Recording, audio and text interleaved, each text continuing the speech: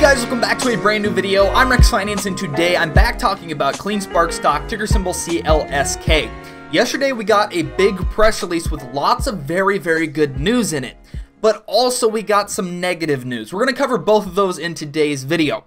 Normally I don't wear a ball cap in videos, but there's two reasons I'm doing that. One, because, well, obviously we're talking about CleanSpark, so I'm wearing my CleanSpark merch, but also because I really need a haircut. By the way, right now I'm running a free trial for the Rex Nation membership where you get access to my buy and sell alerts, my due diligence files, private chats with me, all that good stuff. So if you've ever been curious about the membership but haven't necessarily wanted to put the money down to try it out, now's your chance to try it out for free until September 1st through the Patreon link down in the pinned comment below. If for some reason you don't enjoy the membership experience, you can cancel anytime before September 1st and you won't be charged a dime. By the way, this membership is how you get access to my Discord server, and just recently I deleted StockTwits. I don't see myself returning to that platform for a very long time, if ever. So by joining the Discord, you can still get my daily thoughts on CleanSpark and all the other stocks I own or I'm interested in. But without further ado, let's go ahead and get into this. As I've already mentioned, yesterday we got a very big press release from CleanSpark with lots of really good news in it, but towards the end we got some negative news, and I'm going to talk about both of those things today. As a result of everything we were told in this press release, we also got a hint as to what this upcoming earnings report is going to look like, so I'll be covering that as well, whether I think our earnings report is going to be good for the share price or bad, and CleanSpark is just eternally doomed. First, I want to start with the good news, then I'll follow that with the bad news. The first thing I want to highlight is that the company achieved its single largest revenue month in history in July. So it's probably safe to say that CleanSpark had its greatest month as a company in its history in the month of July. That's pretty big, but it's despite the share price really struggling right now. We also got news that CleanSpark's Bitcoin mining division is now over 740 petahashes, currently producing approximately 6 Bitcoin per day at today's difficulty rates. We also know that they have a bunch of new miners being delivered and deployed as we speak. In just 1 month from now, the company expects to have a hash rate of over 1 exahash, which would produce approximately 9.3 Bitcoin per day, assuming the current difficulty. If you do the math at a Bitcoin price of $40,000, and at current difficulty rates, that 1 exahash would result in an annual run rate of $136 million of revenue in the mining segment alone. This all sounds great, but then it gets even better, and the company says they expect to approach 2 exahash by the close of calendar 2021, so by December 31st, and 3.2 exahash by September of next year. So we can see that the company seems to be doubling down on its Bitcoin mining division, seeing the opportunity for lots and lots of profits to deploy back into their energy business segment and build a behemoth of an energy company. At a current market cap of under $450 million, I think it's safe to say that in 2022, the company is going to do half of that market cap in revenue at a minimum. And that's with Bitcoin prices being at $40,000 per Bitcoin.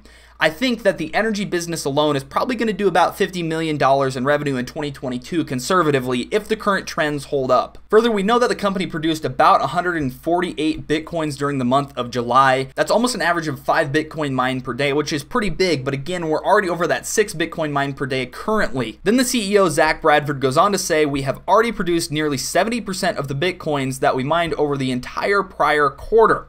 So if we take this 147.8 and divide it by 70%, we can figure that the company mined about 210 Bitcoin over the prior quarter. If we do the math on that, and let's just say they averaged $40,000 per Bitcoin mined, they did $8.4 million in Bitcoin mining revenue over the previous quarter. Obviously that sounds really good. We beat last quarter's revenue number just with the Bitcoin mining alone this quarter. Further, the company explains that they deployed 180 batteries on more than 50 California locations during the month of July, again proving that the month of July was likely the best month by far in company history, and that is a significant increase from the previous entire quarter's total residential battery installations of just 52. So I know last earnings report, a lot of shareholders were upset with the lack of energy business segment revenues, but it's safe to say even just with the 52 battery installations over the prior quarter, that energy business revenue is likely going to go up at least somewhat. So we're going to have another record revenue quarterly report from the company ahead. Our chief revenue officer told us that our contracted energy backlog now is in excess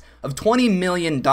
And keep in mind, this is with all of our microgrid deployment teams fully booked every day of the week. This backlog remains propped up despite all of our deployment teams deploying microgrids every single day of the week while being fully booked.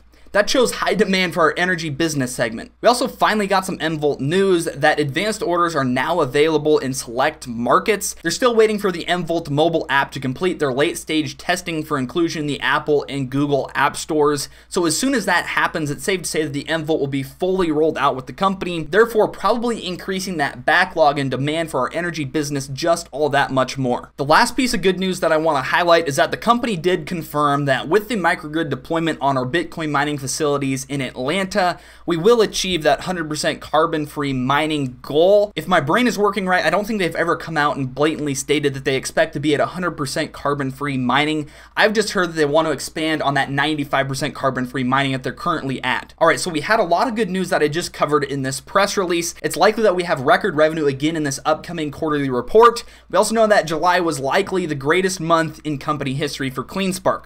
But now let's go ahead and start talking about the bad in this press release. I just got done stating that the company confirmed they're going to be at 100% carbon-free mining at some point in the future. But that some point in the future is going to be sometime in 2022. This has been delayed.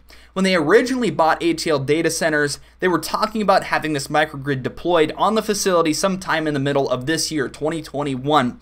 But now it appears that that is planned for 2022. This isn't the end of the world, and I'm assuming the management team and executives just want to focus all of their resources and time on further deploying new miners and scaling up the operation. They're also currently working on expanding their total power capacity at the ATL data centers to 50 megawatts. They're not quite there yet, so that's just more resources and time taken away from them. The next piece of bad news is that there still likely was some supply chain constraints, which probably caused a weaker than anticipated quarter for the energy business. The last piece of bad news is pretty big. It's likely that we are going to have losses this quarter. Even though last quarter we were profitable overall, this quarter, technically, we're not going to be profitable due to us having to write impairment charges on the Bitcoin on our balance sheet. Obviously, Bitcoin prices have crumbled over the past several months, so according to rules and regulations, CleanSpark has to write that down as a loss. They also have to write down an unrealized loss on their other investments, and that's not going to help out the profitability on paper either. However, I don't think this is a big deal. Despite us technically not being profitable due to Bitcoin prices falling and our investments falling, I think we'll be able to see in the numbers that operationally, I don't know if that's a word, but operationally, CleanSpark was very, very profitable over the past quarter. But we're just going to have to see when the quarterly report comes out. But that's my anticipation, and I don't think any of Wall Street is going to knock CleanSpark for having to write down an impairment on their Bitcoin holdings. Think about it. Riot Blockchain, Marathon Digital Holdings, Tesla, MicroStrategy, all of them are going to have to do that same thing. All right, so let's discuss. Is CleanSpark doomed with this earnings report? Personally, I don't think so. Earnings won't be perfect despite record quarterly revenue once again. Just to review, that's because they have to write down that loss on their investments and also their Bitcoin holdings. Reason number two, I don't think this earnings report is going to be a negative catalyst for the company is because the company got ahead of it with this press release. It is public knowledge right now that we're likely going to have losses this quarter. Any big hedge fund or institutional investor knows this right now. Third, I actually believe CleanSpark is going to have a very, very strong last half of the year. Let me tell you why. Wall Street expects calendar quarter 2 to be peak growth following the pandemic. What that means is these analysts aren't anticipating companies being able to grow at those exponential rates recovering from the pandemic anymore. So in my personal opinion, Wall Street is going to be looking for companies that put out very positive projections for the last half of the year. CleanSpark is definitely one of those companies. Again, they just had their greatest month in company history. Fourth, the stock is already beaten down like crazy. Any bad news coming from an earnings report is likely priced into the share price right now. I mean, we're 70% off of our highs, so any earnings miss is likely priced into the stock at this point. Just to review, I don't believe CleanSpark is doomed with this earnings report. Despite there probably being some losses, I don't think it will matter because of all these variables that I just listed out. With that, guys, if you enjoyed this, hit that like button down below. If you guys are new here or returning and not yet subscribed, please hit that subscribe button as well. I'll be back with a brand new video on Friday. Peace out.